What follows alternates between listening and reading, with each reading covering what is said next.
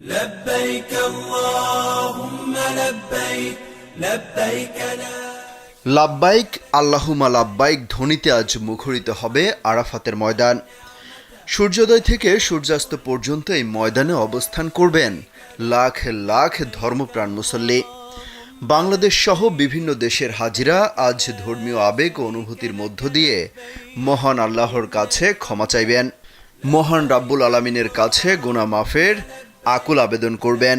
لبيك اللهم لبيك সেলাইবিহীন দুই টুকরো সাদা কাপড় পরে হজের নিয়ত করে হাজিরা মক্কা থেকে মিনায় আসেন। মিনায় নিজ নিজ তাঁবুর মধ্যে নামাজ আদায় সহ অন্যান্য ইবাদত করেছেন। ফজরের নামাজ আদায় করেই আরাফাতের ময়দানের উদ্দেশ্যে জড়ো হন হাজিরা। সেলফিন অ্যাপে দেশ বিদেশের যে কোনো জায়গা থেকে অ্যাকাউন্ট খুলতে পারবেন কোনো ঝামেলা ছাড়াই। সেলফিন, আগামীর ব্যাংকিং। এদিন জোহরের নামাজের আগে আরাফাত ময়দানের মসজিদে নামিরার মিম্বরে দাঁড়িয়ে আরবি ভাষায় হজের খুতবা পাঠ করা হবে। এবার খুতবা দেবেন পবিত্র মসজিদুল হারামের ইমাম ও খতিব শায়েখ মাহের বিন হামাদ আল মুয়াইকিলি। হজের খুতবা বাংলা সহ প্রায় 14টি ভাষায় অনুবাদ করে শোনানোর প্রস্তুতি রয়েছে। খুতবার পর মসজিদে নামিরায় সমবেত মুসলমানরা এক আজান এবং 2 ইকামতে জোহর ও আসরের নামাজ একসঙ্গে জামাতে আদায় করবেন। لك لبيك إن সূর্য অস্ত যাওয়ার কিছু সময় পরে হজযাত্রীরা মাগরিবের নামাজ আদায় না করেই আরাফার ময়দান থেকে প্রায় 8 কিলোমিটার দূরে মুজদালিফার উদ্দেশ্যে রওনা দেবেন।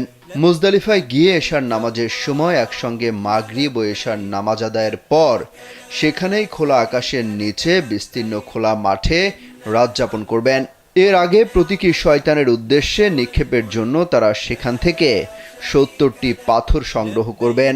এর পরের দিন হজযাত্রীরা ফজরের নামাজ আদায়ের পর সূর্যোদয়ের আগে কিছু সময় অবশ্যই মুজদালিফায় অবস্থান করবেন। এরপর তারা যাবেন মিনায়। لبيك إن الحمد মিনার জামারায় বড় শয়তানের উদ্দেশ্যে প্রতীকী 7টি পাথর নিক্ষেপ শেষে পশু কোরবানি এবং রাসূল সাল্লাল্লাহু আলাইহি ওয়াসাল্লামের আদর্শ অনুসারে পুরুষরা মাথা মুন্ডনের পর গোসল করবেন। নারীরা চুলের অগ্রভাগ থেকে প্রায় 1 ইঞ্চি পরিমাণ চুল কাটবেন। এরপর হাজিরা সেলাইবিহীন ইরহাম খুলবেন। এরপর হাজিরা মিনা থেকে মক্কায় গিয়ে সুবহে সাদিকের পর থেকে কাবা শরীফ তাওয়াফ করবেন। কাবা শরীফের সামনের 2 পাহাড় সাফা ও মারওয়ায় 7 বার যাওয়া আসা করবেন। সেখান থেকে তারা আবার ফিরে যাবেন মিনায় নিজেদের তাঁবুতে। شريك لك لبيك হজযাত্রীরা 11ই জিলহজ আবার জামারায় গিয়ে জোহরের নামাজের পর থেকে পর্যায়ক্রমে ছোট, মধ্যম ও বড় শয়তানকে 7টি করে 21টি পাথর নিক্ষেপ করবেন।